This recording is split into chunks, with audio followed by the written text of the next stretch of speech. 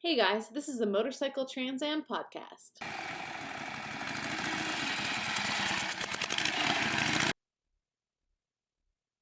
A big shout out to all of our sponsors who are just as passionate about keeping this sport alive as we are. Legends Motorcycles, Sinless Cycles, Veritas Vintage, Competition Distributing, and the Antique Motorcycle Club of America. Thanks everybody. Hey guys, we're over here in Ole, Pennsylvania for Ole 26, and we're hanging out here with the guys from Fourth Coast Fours who were so instrumental in our TransAmerican race. Okay, these guys played such a big factor. You know, America gets to see the V twin Harleys, and obviously I'm a Harley guy and I love them, but America doesn't get to see the Hendersons, and that's just not something that we see out there every day. To have the group that we had out there this year, you know, with the Fourth Coast Four gang, and obviously one of their bikes won the race. So, you know, these guys played a major role in that. So, Lauren, tell me about your experience a little bit, would you? It was just before we were at Ole, and we'd finished Doc Butts's 13 Henderson engine up, and we brought it here, and we knew it was a good engine. We were waiting on the chassis. We got that just in time, and we knew that it was the oldest bike, or one of the oldest bikes, or definitely in contention. And so, to be honest with you, right out of the gate, I didn't think about the victory so much, but as time got closer, Mike got to know the bike. It's a really difficult motorcycle to ride. It's a single speed, so there's a clutch lever on the tank, and it's difficult to navigate modern traffic. And so Mike got used to the bike. Obviously, it ran great, and he got on it, and it's like he got off one yesterday. Never ridden a Henderson, let alone a single speed Henderson, and he killed it on the bike. He rode it like an absolute pro. So then I kind of thought, okay, we might have something here, and we got out on the road, and the engine broke in, and it was just one day at a time. And you know, around the halfway point, we started to think that we really got something here. And so then it was all eyes on him, and you know, he held the lead for a little bit less than half the race, I would say, which is an incredibly hard thing to do, and it's a ton of pressure on the rider, it's a ton of pressure on the engine builder, and a lot of credit to Mike Butts, because he nailed it. He rode the bike like a pro.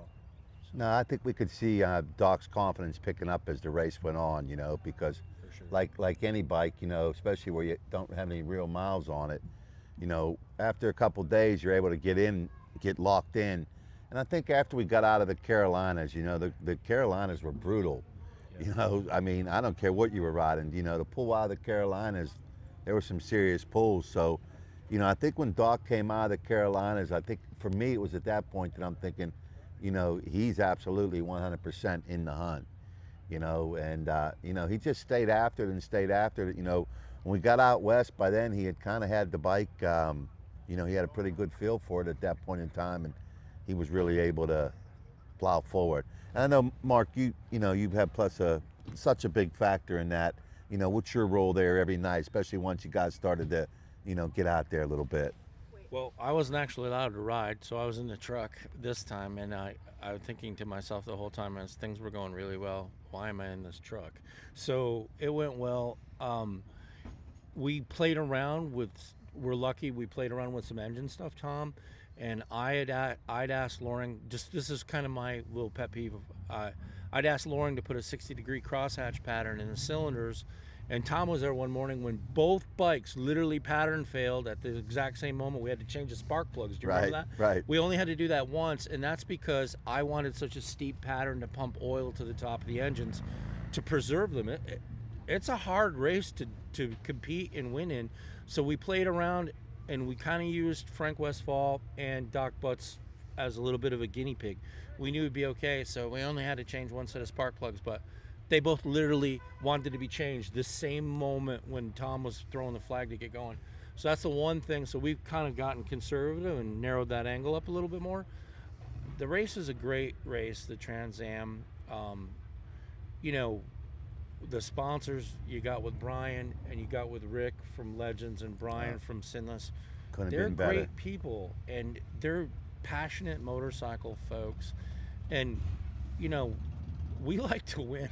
I will say it, so we were very happy our bikes were in the running, and the real experiment bike that we had there that year was, of course, Jeff's Ace. Right. Nobody had tried to take a Splash Ace across the country. Tell us what a Splash Ace is, Mark. I apologize. Cool, no problem. So a Splash Ace is an engine that is basically a Briggs & Stratton lawnmower engine, where a dipper goes into there's no pressurized oil running it through like arteries. So a Splash Ace had not literally been through across the country since Cannonball Baker did it for the Ace Company. So we were a little, and Jeff's a big guy, and the motorcycle's a little heavier than the teen stuff. So we didn't know what we were gonna have happen, and of course we broke a camshaft, which of all things, like, never would have thought that, right? And it was an original camshaft that had been reworked, and we like to win, so we put a guy on an airplane and we had him fly us the camshaft out in the middle of the night, and we worked all night, and Jeff came out all groggy in the morning and goes, I guess we'll ride tomorrow. And I go, no, it's in the parking lot running right now. I said, they're running around putting miles on it. So he got back on it and went. And that was my favorite event, and the whole thing was losing that cam, getting the bike shut off, nothing hurt, putting a guy on an airplane, flying the camshaft out, and getting it courier delivered in the middle of the night. And Mike Badlam, Joe Dolger, and myself stayed up and put that bike back together. And then Jeff just made every mile after that. So that was my favorite story from our pit on what we got done. So. And Lauren, for yourself, I know halfway through the race, you understand that, your job at that point in time is to keep Doc running, to keep him out there on the track every day. What point you start feeling some pressure there? This is the inaugural race for the TransAmerican. The Hendersons are making a serious noise in the race. I forget the standings myself. Where did it finish? So Doc Butts was 1, Frank was 2, Eric Ball was 3, and Pat Murphy was 4. I think I got that right. So 3 out of the top 4. Now, if we was actually having a race where we weren't like just going from beginning to end, which one of those bikes would have won that one? I think probably Pat Murphy. Right, that is the correct answer. Pat's he's a true racer.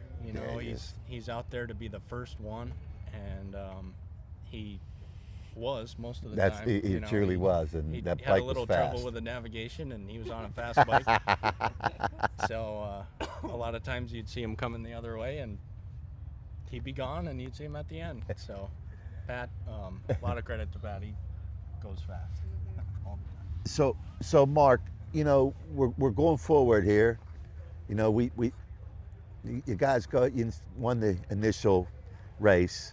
That's correct. What do we have to look forward to? Where are we headed next? Well, one of our sponsors, Rick Salisbury, is bringing a very special motorcycle. He's bringing a Cleveland 4-cylinder, which is kind of the Father, the Son, the Holy Ghost. Bill Henderson, Indian 4, and the Ace Company. And then the Cleveland was the junior engineer, Everett DeLong, went to the Cleveland Motorcycle Company, and he had worked under Art Lemon, and he'd also worked under Bill Henderson with Ace.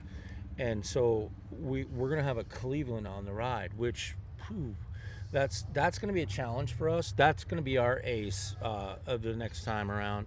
And then, we're trying to talk Jeff Tiernan into bringing his 12 Henderson back, and Mark Coyne's 13 is literally right behind Tom, and that's going to make the show.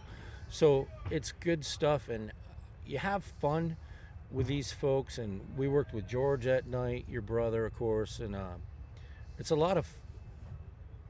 The Trans Am had a lot of camaraderie on it, where people just wanted to help. And if you take Kat with her Thor, man, she's my hero. I'm like, absolutely. What the heck? The effort, second to none. Tremendous effort. She just, suffered. Suffered would be the word, but she just kept going every day. She wasn't going to let a setback in her way. So you see that stuff, and Lauren and I were really lucky. We were on one of those weird years where our bikes were completely behaved. Like we were dialed in really early, and we helped with some folks at night, and it was a lot of fun. And Then do a shout out to the New Indian Motorcycle Company too for donating those bikes for Trans Am. What an awesome thing to have the new Challenger out there. It was really cool, and so I had a lot of fun being a pit manager, but I'm gonna have a lot more fun the next time. I'm gonna ride my 29 kj 2-up across, so it'll be fun. 2-up. So Loring, he's talking about riding something 2-up. Is that what's going to happen, or where are you going to put him in the next event? Have you made that decision? Well, we'll cross that bridge when we get there. Yeah, we'll see. He's in charge, so it's all about having fun. So I think we got to ride whatever we want and however we want to on the next one. So you guys may have heard, there's been little secrets sneaking out. We are going on a northern run this year, so the only tip I can give you is bring your riding gear for potential cold mornings. But we laugh about it, and I think about Kat going out there by herself, at the break of dawn every morning, and navigating, going down the road. So the effort was there, and if we have that type of effort going forward, guys, and we'd love to have as many of the fours as we can get back, because it's such a spectacle. But we're really looking forward to 27. Yeah, us too. How big do you think your team's going to be? Well, that always changes, especially when you get close. You might get a guy at the last minute that gets the bug. I don't know. I think our happy number is like 5 or 6. That's a reasonable amount of bikes to manage and people to manage.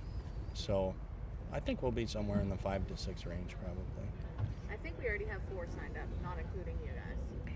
Yeah, that's great. Yeah. So we're right in there, 5, 6, 7. Well, what we see with the fours is such a spectacle when we go from town to town, because again, there's such an attraction in the event that, folks don't see them, and that's the big thing. But I will say this, I think the race is going to transition. I think what you're going to see going forward, along with the early big fours, are going to be the early Harley twins. I think what you're going to see is that 13, 14, 15, 16 Harleys coming out, and obviously the Ford. Either way, I'm really looking forward to it. The more the merrier. I love all the brands. So, but you guys make such a great impact, and we're sure appreciative of that. The only thing I wanted to add is that as you do this, and I was fortunate to be around the first event in 10, and loved it, fell in love, ran off, quit my job, fell in love with just to do my own thing. But the thing that really interests me the most is, I think Tom's right. We're going to see some twins, and we're going to see some really solid Harley twins. But I hope we see some solid Thors. I hope we see some solid Excelsiors, maybe a Redding Standard. So for us to do the Cleveland, that's a treat.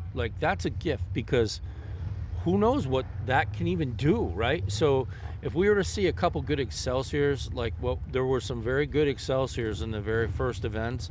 Those bikes move out. They work good.